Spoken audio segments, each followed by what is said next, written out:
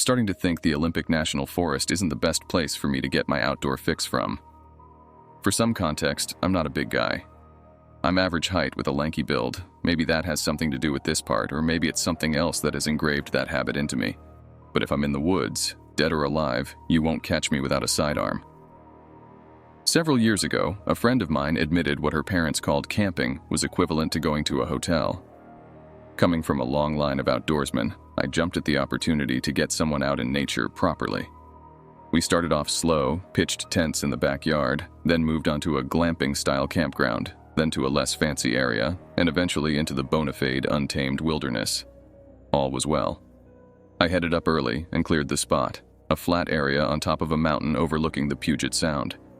I got the dogs situated, started a campfire, and did my best to make the space as welcoming as I could in hopes to comfort my friend's nerves. My wife, my friend, and my friend's husband drove up, and we all remarked about the view and location. All went well that first night. Some deer and a couple of early morning dirt bikers came through, but nothing off-putting. It was in the peak of summer, and while this spot was beautiful, it lacked a nearby water source. Their 2 dogs, ours, and all the humans piled into my truck as we went in search of a creek. This might be a good time to explain how I find camping and fishing spots. Since I prefer to be far away from people, I hop on Google Maps and pick a general area, zoom in, and follow logging roads around to see if I can get where I want to go, plunk down a location pin to get the coordinates, and boom, off we go. Finding this creek was no different. One of the downsides of that method for finding locations is the satellite images may not be a good representation of how that area presently looks, though. Sure enough, the path to the creek was not ideal.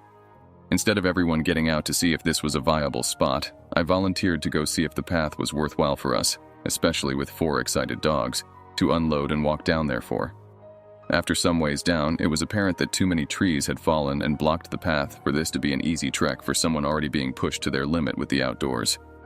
I head back, enjoying the clean air and welcomed breeze on the hot day. I round the bend, grass nearly 6 feet tall to both sides of me, but a few feet wide of a decent path up to the road where we parked, just up the hill. I don't remember what I was thinking about in that moment, but what I'll never forget is that sound. A sound that shook me to my core. You ever hear a sound bite of a mountain lion for a movie or show? Well, I'll be damned if what I heard, less than 10 yards from me, didn't sound exactly like that. There was no mistaking it. It was only me out there while the rest were inside the truck. That cougar sounded off because of me. I was being warned, and neither of us were happy about it. Immediately, I spun at 1800 to face what I didn't want to see, only to not see anything. You know, I think that was worse than if I had seen it on the path. When I spun around, like some old Western cowboy moves, I reached for my holster, unclipped it, and had the pistol pulled out by the time I was done with my scared shitless ballerina moves. It was somewhere in that tall grass, and while I couldn't see it, I have no doubt that it could certainly see me. Lovely. I walk backwards up the hill, praying I didn't trip over a rock or something and fall just so this big cat can show me its vocals weren't the only thing that would be piercing my heart that day, all the way up to the road. I'm sure that was quite the sight for the group seeing me emerge onto the road walking backwards with pistol in hand. Come to find out I had been gone for long enough they even discussed how would I communicate with them if I got into trouble. Instead of having a laugh about it, I opened the truck door, got in, shut the door, and then holstered my 9mm, when typically I would have done so before even opening the door. I don't remember who asked, but someone asked what happened or something to that effect. All I remember saying was, "We aren't going down there," before turning the truck around and driving off. I wish I could tell you that is where the story ends, but unfortunately it's not. We head back to camp. It's about a 7-mile drive, and it's about 3 miles as the crow flies from that creek. Up and down a few mountainsides and windy roads. We move on from the experience after one word answers any question they had. Cougar. We make dinner and forget about it for the most part. I try to, but fail. Night arrives and we are bullshitting around the campfire. I'm doing my best not to draw attention to the fact that I'm incessantly scanning our surroundings. After a while, I think I'm just paranoid. Sure, it wasn't happy with me, but I'm not prey, right? And sure, cougars have territories that can be upwards of hundreds of miles, but they aren't like dogs or wolves that track like that, right? Plus, we are a handful of loud folks with a roaring fire and 4 decent-sized dogs. It's all in my head, I thought. The gait of an animal, the way they walk, it's easy to confuse some animals for others. But big cats, Nothing moves like a big cat. And sure as hell, what do I see crossing the only road to go to and from our camp about 100 yards away, lit up only by the moonlight and the confirmation to my fears? That wasn't a bear, not a coyote. Nothing slinks through the night like that except for one thing, my dear old friend, the mountain lion. I had officially been pimp-slapped with the reminder that humans aren't at the top of the food chain out there. The realization that the saying, "they are more afraid of you than you are of them," is something only said by someone who hasn't been stalked several miles and several hours later after driving a vehicle and leaving virtually no trail behind. The reminder that I was the outsider, and I was the one trespassing. We slept in our vehicles that night. While I'll eventually make my way out to the woods again, I think it's safe to say my friend decided the wilderness maybe was a little too wild sometimes. For anyone, no matter your experience level, that is planning to head into nature soon. Enjoy the peace it brings, but never forget, out there you are nothing more a visitor in someone else's home. So I'm on spring break and I was spending the night at my younger brother's house. I was with him and his mom, and we were planning on going camping out in the woods behind their apartments since they had just bought a tent and 3 air mattresses. The woods behind the apartments are very big, are a little popular among the people who live in the area, despite them technically being off limits. My brother's mom and a friend of hers had built a makeshift campground deep in the woods for us to camp at the previous summer, so we already had a spot to stay. It took 2 trips and 4 bags to do it, but about 30 minutes of hauling supplies, we finally had all of the necessary things for us to camp comfortably. We got the tent set up and got a fire going at about 4 in the afternoon. By 6, my brother and his mom were still fooling with the fire, and I was lying on my air mattress watching YouTube with earbuds in when a man walked into our camp and started a conversation with my brother's mom. At first I thought he was the friend who helped build the camp, but after looking at him I realized I didn't recognize him, and by the looks she was giving me, she didn't either. I sat in the tent listening to their conversation. I heard him ask her, "So, how far away are the apartments? How long does it take to walk there?"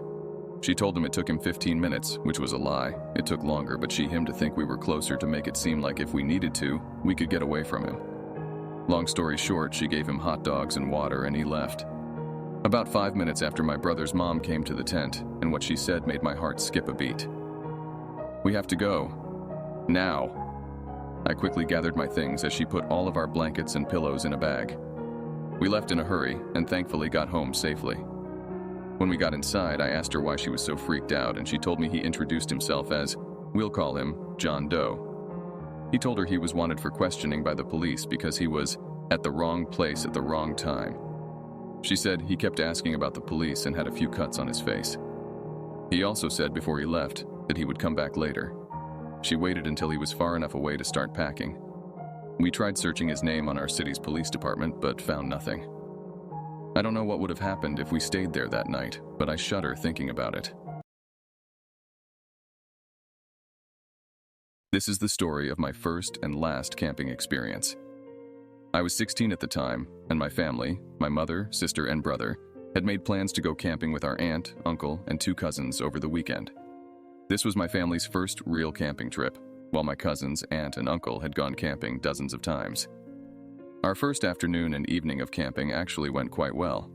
I surprisingly had a lot of fun. It was later that night, maybe around 10:30 or so, my cousins, my sister, and myself were settling into our tent. We were lying in our makeshift bed when we heard footsteps circling around our tent. Slightly alarmed by this, we sat up and noticed that whoever was outside circling our tent was holding what we assumed to be a stick and tracing the tent as they circled it. At one point, my sister sticks her hand out and feels a leg through the tent's fabric. We knew it wasn't our mom as she has a track, and her breathing is very deep and distinct. It wasn't our brother because he was only 5 at the time and we heard a grown adult's footsteps. Our cousins informed us that it was probably their dad who always liked to play pranks, especially at night. We decided to look out the small L window of the tent, which gave us a view that looked towards the road located by our campsite. On the road was my uncle and aunt walking back from the restrooms. My cousins, sister, and I started to connect the dots. Whoever was outside circling our tent wasn't a member of our family. It was a complete stranger, and all that separated us from that individual was a thin layer of fabric. As our uncle and aunt approached our campsite, we called them over to our tent and told them what happened. Everything stopped after we talked to our aunt and uncle. We assumed that the individual ran away when our aunt and uncle approached our campsite. My cousins and sister were still understandably freaked out about what had just happened. I, on the other hand, was so tired I wasn't able to process what had happened and how scary it actually was. The rest of the trip went seemingly well, and I enjoyed the rest of it as much as I possibly could. The worst part of it all is that nobody believed us. In fact, our aunt, uncle, and mother made fun of us and told us that we were being paranoid, as my cousins, sister, and I love everything creepy from conspiracy theories to urban legends. It still bothers me all this time later because I never found out who that individual was or what their intentions were. I also think about what would happen if our aunt and uncle didn't come when they did.